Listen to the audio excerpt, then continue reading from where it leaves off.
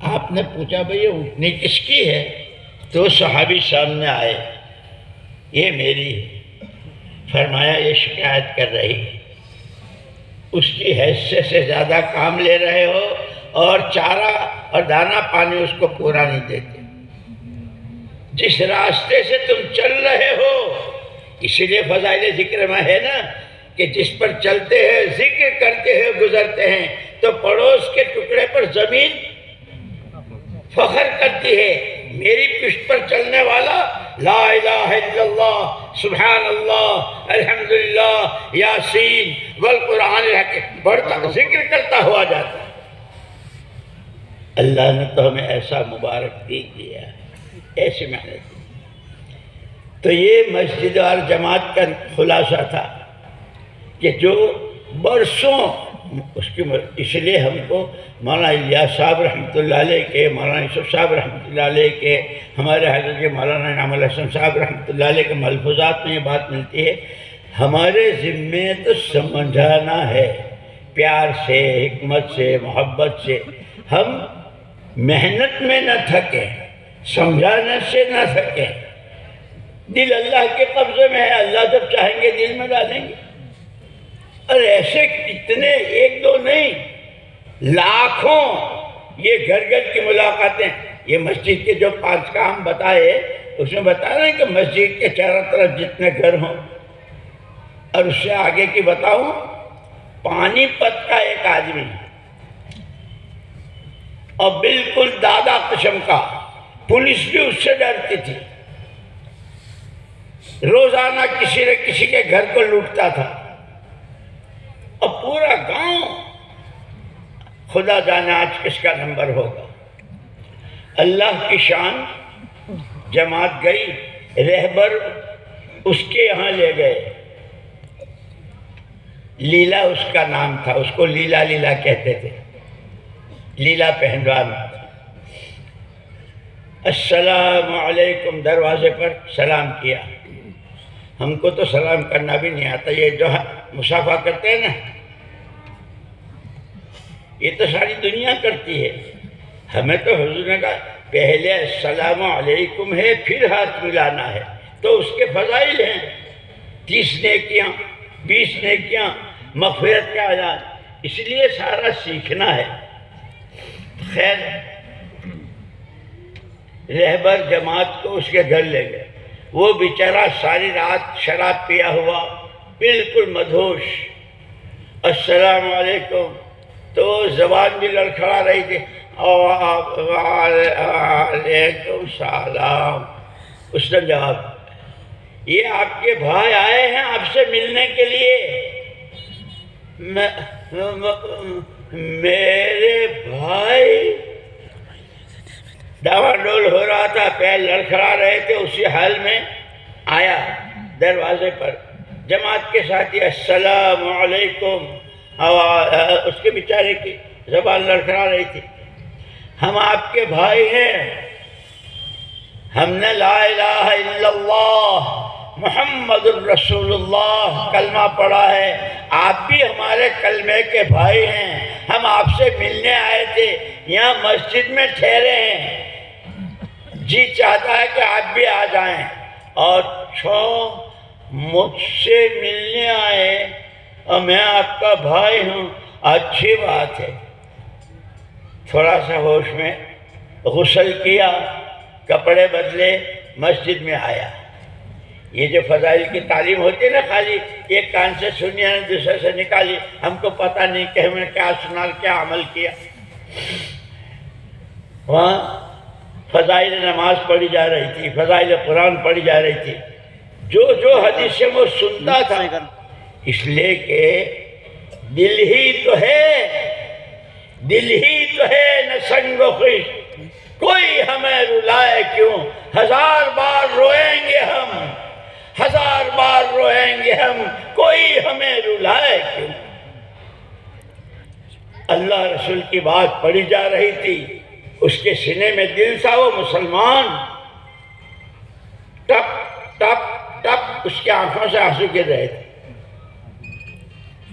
جب تعلیم پوری ہوئی تو اس کے بعد کہا کہ بھائی یہ تو ہم نے سنا ہے، اب اس پر عمل کرنا ہے، عمل کرنے کے لیے مشق بھی کرنی ہے، وقت لگانا ہے۔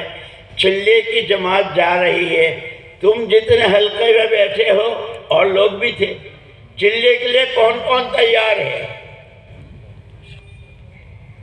اس نے لیلا نے کہا میں چلے۔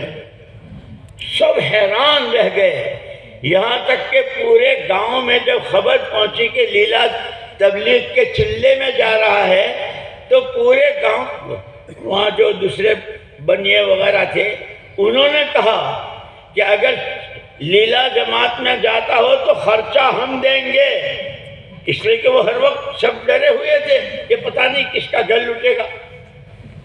وہ چلہ لگایا، اس نے چلہ لگایا، چلہ لگا کر نظام الدین آیا، حضرت مولانا انعام الحسن صاحب رحمۃ اللہ علیہ ہمارے حضرت جی، ان کے پاس آیا۔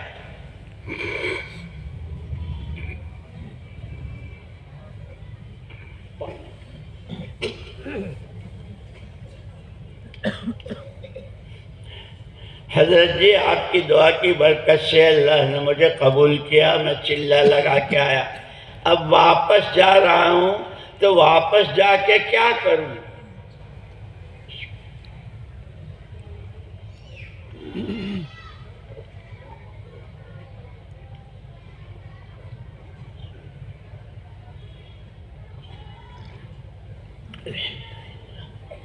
حضرت جی رحمت اللہ نے فرمایا تو ایک کام کرنا ہے،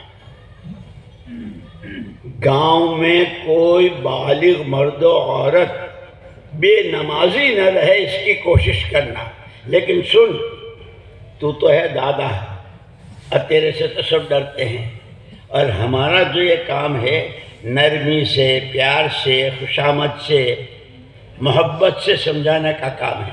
کسی کو ماریو وجہ مت، کسی کو ماریو پیٹیو مت، پیار سے۔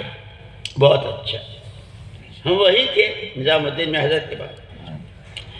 تھوڑے دنوں میں اس کا خط آیا، حضرت جی آپ کی توجہ، آپ کی دعا، اس لیے کہتے ہیں نا اللہ والوں کے پاس بیٹھا کرو، اللہ والوں سے ملا کرو، اللہ والوں کی سرپرستی حاصل کرو۔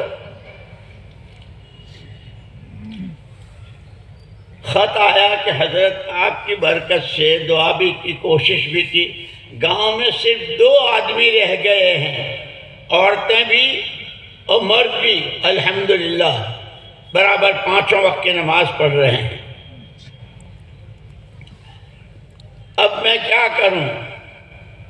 حضرت جی رحمت اللہ علیہ نے جواب لکھوایا کہ ان 2 کو بھی کوشش کر کے وہ بھی دونوں نمازی ہو جائیں، اور عورتیں بھی، تمہاری تو کھیت میں کام کرنے جاتی ہیں، تم لوگ بھی کھیتی کے اور اس کے کام کرتے ہو، عورتیں آٹا گوندتی ہو، بچے کو دودھ پلاتی ہوں، یا وہ دن جس میں اس پر نماز معاف ہوتی ہے عورت پر، یا کھیت میں کام کرتی ہیں، صبح شام کی 3 تسبیح، سارے گاؤں کے سارے مرد عورت، ایک آدمی، یہ گھر گھر کی ملاقاتیں، یہ عمومی گشتیں، یہ مسجد وار جماعت، یہ کیا ہے؟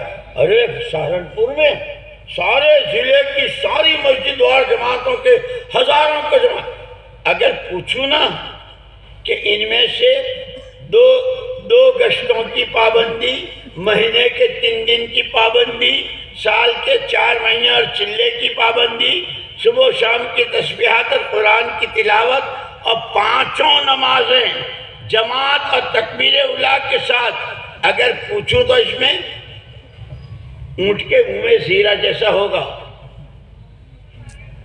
اسی لیے دوستو، یہ کوئی بھیڑ جمع کر لینے کا نام تبلیغ نہیں ہے، یہ تو شروع سے اخیر تک تھکنے، پچنے، کھپنے، اللہ کو راضی کرنے کا، کہ جو کام محمد الرسول اللہ صلی اللہ علیہ وسلم نے کیا اور میراث میں دے کر گئے، ہر مسلمان کے ذمہ ہے۔ جیسے دین سیکھنا، طلب العلم فریضۃ علی کل مسلم، ہر مسلمان کے ذمہ فرض ہے علم کا حاصل کرنا۔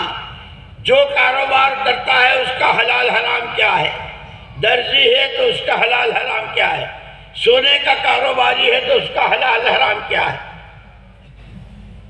ہر چیز کا، جوتے بیچتا ہے، کھیتی کرتا ہے، محنت مزدوری کرتا ہے، یا بڑے بڑے کاروبار ہے، شریعت تو سب کے لیے ہے۔ وہ چکی جیسے سب کی اسلام کی چکی گھوم رہی ہے، اس کا تعلق امت کے ہر طبقے کے ہر فرد سے ہے۔